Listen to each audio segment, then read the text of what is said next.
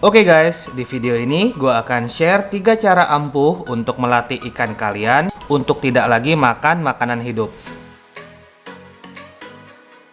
Masih banyak dari kawan-kawan yang bertanya, kenapa ikannya masih belum juga mau makan makanan beku?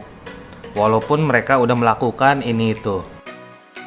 Jadi kita akan bahas bagaimana trik melatih ikan untuk mau makan makanan beku dan tidak lagi tergantung dengan makanan hidup. Di akhir video gue juga akan kasih informasi bagaimana cara memaksimalkan warna ikan dengan pakan yang alami. Tanpa basa-basi lagi, kita langsung aja ke topik pembahasan. Untuk melatih ikan predator kalian agar mau makan makanan beku, ada beberapa cara yang bisa kalian lakukan guys. Kalau kita lihat megatank gua nih, kalian bisa lihat sebesar ini kolam. Kenapa kalau malam ikan di megatank ini semua ngumpulnya di sebelah kanan? Kenapa mereka nggak menyebar rata? Kalau kita cek ke ruangan akuarium gua, kalian bisa lihat itu akuarium panjangnya 240 cm. Ikan peacock bass ini semua mereka ngumpulnya di kanan juga guys. Kenapa nggak menyebar rata ya? Kira-kira ada yang bisa jawab nggak? Jadi gini guys, jawaban sederhananya karena gue selama ini konsisten kasih makan ikan-ikan gue itu di lokasi yang sama. Sehingga trik pertama yang harus kalian lakukan adalah untuk ngasih makan di tempat yang sama terus-menerus. Dengan begini kalian melatih ikan kalian untuk tahu, ini makanan selalu ada di sini loh. Cara ini mungkin perlu beberapa hari atau beberapa minggu ya untuk membuat ikan kalian tahu kalau makanan akan selalu datang di tempat yang sama. Setelah ikan kalian belajar kalau makanan selalu datang di tempat yang sama, cara berikutnya adalah kalian harus memanipulasi ikan kalian. Maksudnya gimana bro? Misal ikan predator kalian selama ini cuma mau makan makanan hidup nih. Entah itu ikan cere atau ikan mas atau ikan apapun itu, yang penting ikan hidup ya. Misalnya nih, yang perlu kalian lakukan adalah pertama itu kasih makan ikan hidup di tempat yang sama. Begitu ikan kalian nyamber, yang berikutnya yang kalian kasih itu adalah udang potong. Misalnya kalian mau ngelatih ikan kalian untuk makan udang potong, kemungkinan besar itu ikan akan nyamber juga itu udang potong yang kalian kasih. Masa sih bisa kayak gitu? Nah ini gue tunjukin dengan megatank gue ya. Jadi selama ini kan ikan di megatank itu makanan utamanya adalah lele potong nih guys. Nah yang pertama ini gue taruh dulu nih, gue umpanin dulu pakai lele potong. Begitu mereka udah mulai kumpul nih, mereka udah tahu, wah ada makanan nih. Kalian bisa lihat semua ikan udah mulai berkumpul. Begitu mereka berkumpul, gue lemparin deh itu roti. Tanpa basa-basi itu disambar aja rotinya sama mereka. Walaupun dilepehin lagi sama peacock bass nemensis gua, minimal dia udah tahu rasanya itu roti seperti apa. Ya gua kurang kasih coklat aja sih, mungkin dia nggak suka yang tawar ya guys ya. Tujuannya apa sih? Poin lu tuh apa sih? Misalnya kalian nanya nih. Jadi untuk melatih ikan kalian untuk bisa makan makanan yang baru, yang paling susah itu untuk mereka bisa mencoba dulu nih. Dalam arti kata makanan yang baru itu harus masuk dulu ke mulut mereka guys. Mereka harus rasain teksturnya, rasanya, segala macam. Setelah mereka tahu, lama-lama mereka akan terbiasa.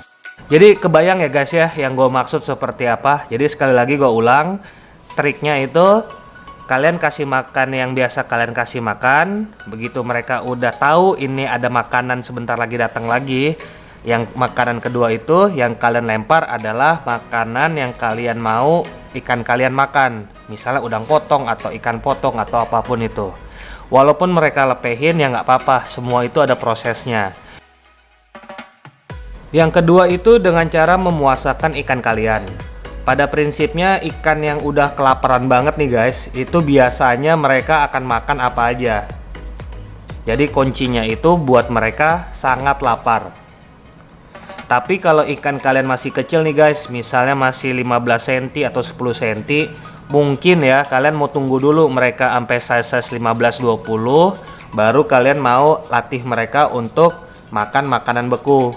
Intinya sih kalau pendapat gue pribadi ya guys ya, Kalau ikan masih di bawah 15 atau 20, itu menurut gua adalah masa-masa emas pertumbuhan mereka.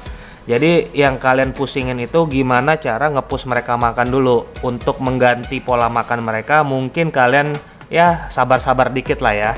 Terus kalau misalnya bro nggak gue tetap mau dari kecil gue latih, oke, itu sebenarnya lebih baik. Tapi kalian harus tahu caranya, jangan pula nanti kalian kebablasan. Nah, cara yang kedua yang mau gue jelasin ini dengan cara memuasakan mereka. Kalau ikan masih kecil, mungkin 3-4 hari ya, pendapat gue pribadi, itu paling mentok deh kalian puasain. Selama ini misalnya gue beli ikan dari Jakarta atau dari luar Sumatera lah ya.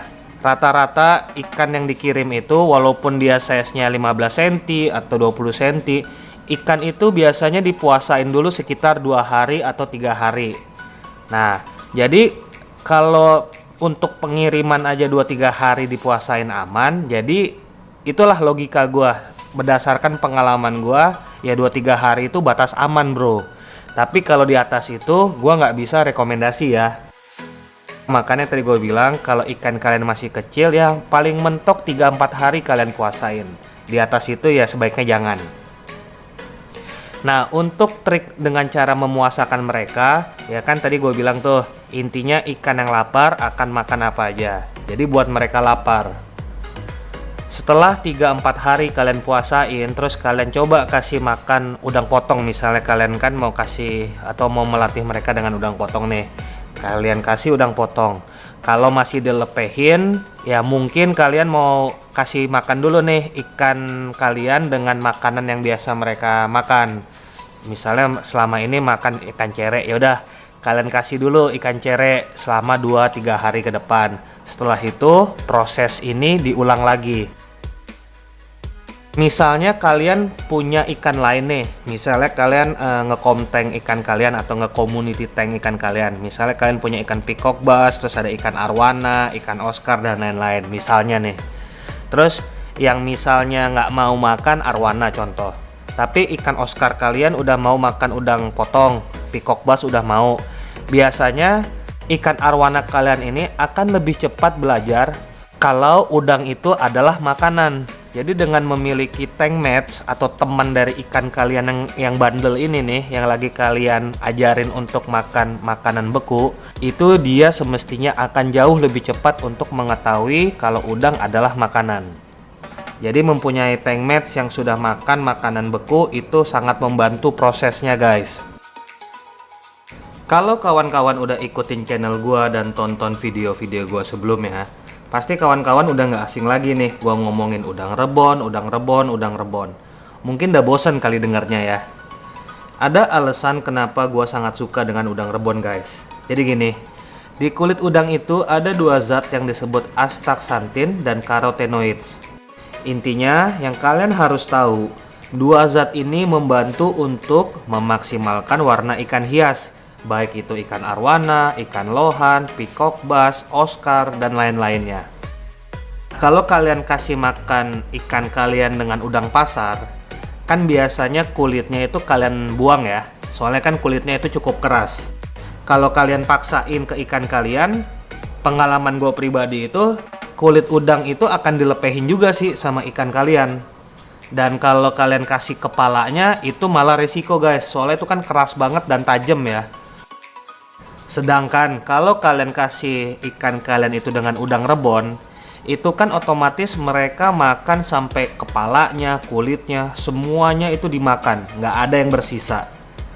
Nah, logika gua ya, pemahaman gua, berarti semua protein, vitamin yang ada di dalam unsur udang itu otomatis juga dimakan atau diserap oleh ikan kalian.